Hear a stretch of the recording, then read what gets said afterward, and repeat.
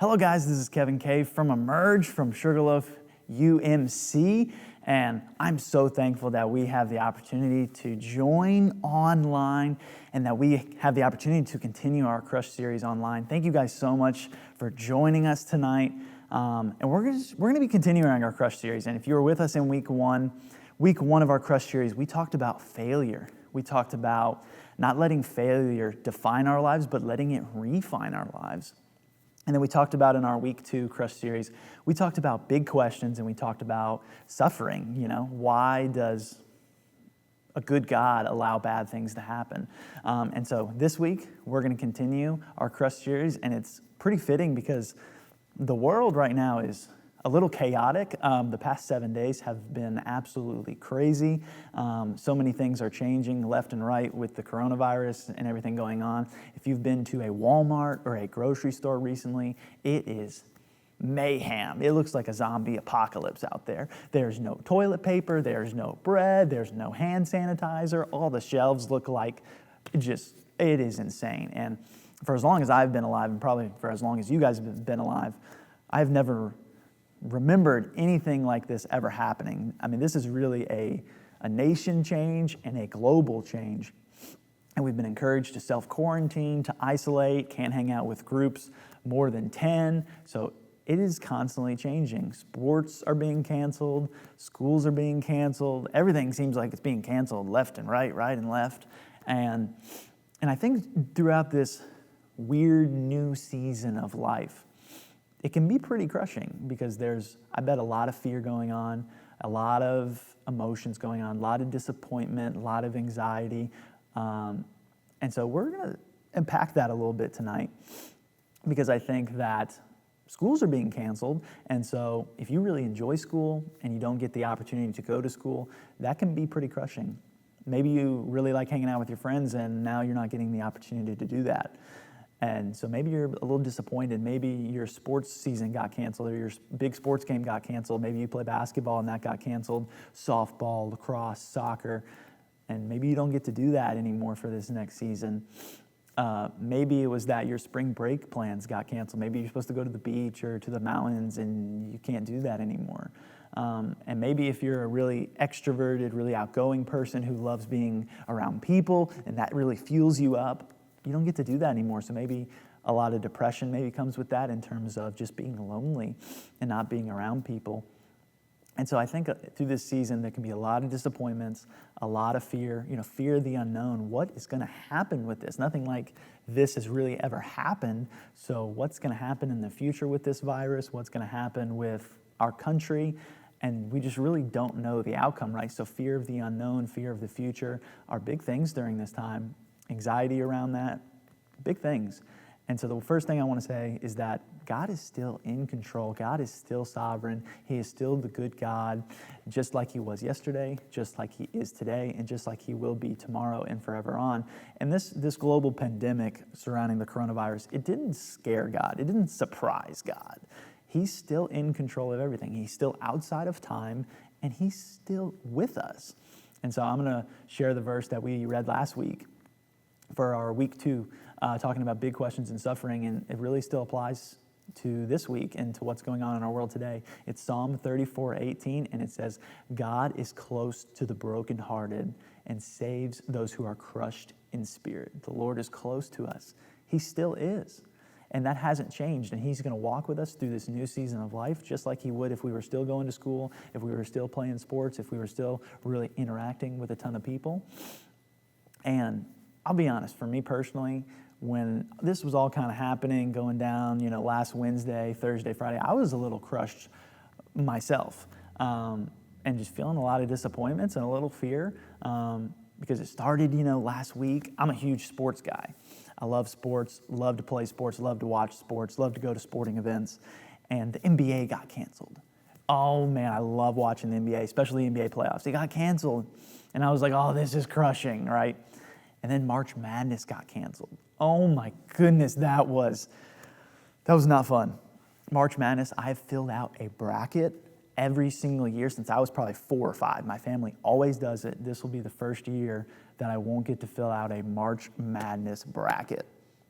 And then I'm a big golf fan. I don't know if any of you guys are big golf fans, but the Masters, a big professional golf tournament, got canceled. So I can't watch that. And then, oh man, I can't hang out with people. I'm a big extrovert. I love being around people. I love being loud.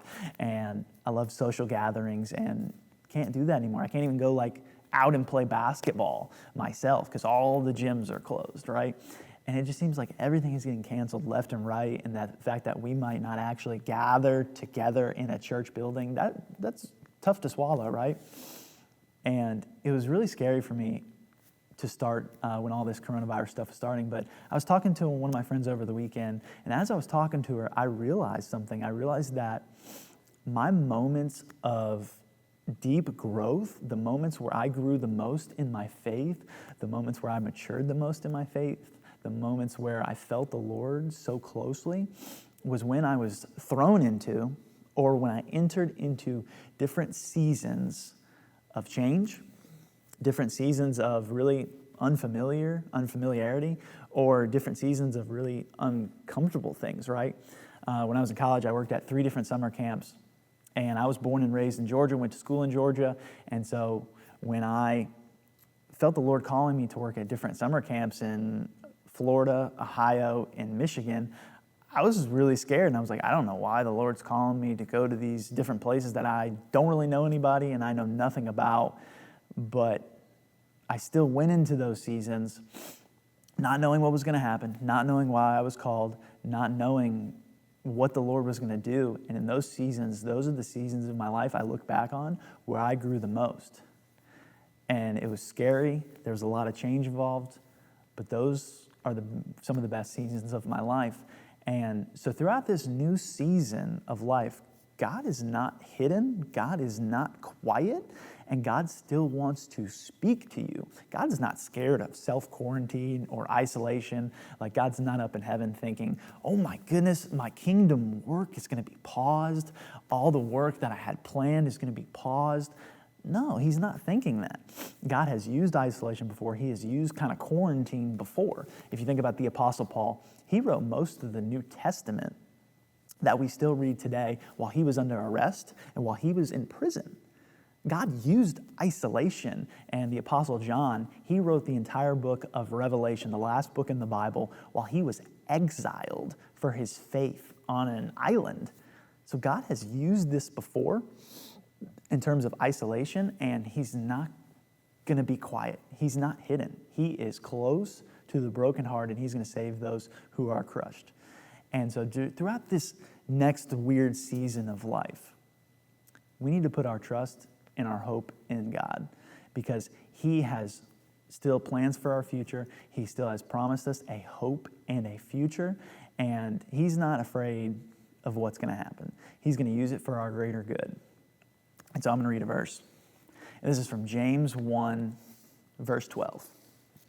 And it says, "Blessed is the one who perseveres under trial, because having stood the test that the Lord has promised to those who love him." The Lord has promised us a hope and a future, and throughout this time, if we are obedient to him, we can grow tremendously in our faith and for the work that God has called us to, and the work that God has called for our lives, really. And during this new season, and really in any season, it doesn't matter if you're in school, it doesn't matter if you're playing sports, it doesn't matter if you're self-quarantining in your house and can't leave.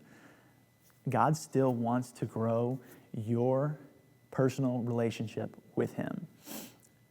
And so throughout this kind of past 7 days, at first I was a little fearful, really disappointed, but now I'm not really feeling that. I'm feeling more of like, this is a challenge and there's opportunity. There's more opportunity for me to be creative, more opportunity for me to reach out to people in different creative ways. It's really easy if I was going to school and there's a person that was in all of my classes and like, oh, I wanted to reach out to them. Well, I have to be more creative now to reach out to people. And there's more opportunity for me now to read my Bible more. There's more opportunity now for me to spend time in his presence. Because guess what, guys? Even if you're self-quarantined in your house, this book still exists. and his presence still exists, and he wants to deepen your personal relationship in this time. So I really hope that you guys don't look at this new season of life as disappointment or very fearful, but as an opportunity for growth. An opportunity, because that's what God uses bad circumstances for, unknown circumstances for. He uses it for opportunity to better advance his kingdom and better grow us into better images of his Son. And when we can put our trust and our hope in Jesus, that he is still a loving God, even when we don't know the reason for the circumstance, God can use that to grow us, and he can use it to better advance his kingdom. So during this time, use it as opportunity, use it as an opportunity to trust God, because that's where God is going to do immeasurably more. He still loves you, he still wants you, he has still called you for a greater purpose, and he's going to continue to walk through you and be with you during this new season of life. Thank you so much, guys, for joining us here online. If you liked it, please leave a comment. Please let us know that you are watching. Please share it with your friends. Share it with anybody who you think that this would encourage. Please stay engaged, guys. We're going to be online for at least this week, and we'll let you know about the upcoming weeks. Please stay engaged, and if you need us in any way, please don't hesitate to reach out to us via any of our social media platforms or texting me or Meredith. We would be happy to talk to you or to have a phone call with you just to see how your life's going. So thank you guys so much. We're praying for you as you go through this new season of life. Thanks, guys.